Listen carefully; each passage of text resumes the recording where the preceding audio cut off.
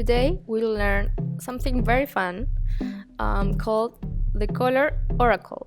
So you have to go to horoscopes, then all horoscopes at a glance, and then you will see here the color oracle. What are you dealing with right now? This color test will reveal more about your current disposition. I say it's very fun because really it's like a game.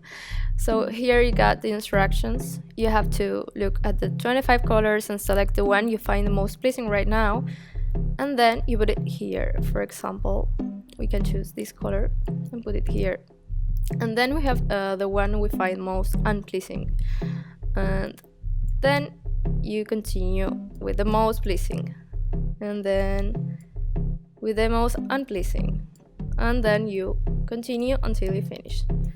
I will put any color just to show you. And then you click here to continue to the interpretation.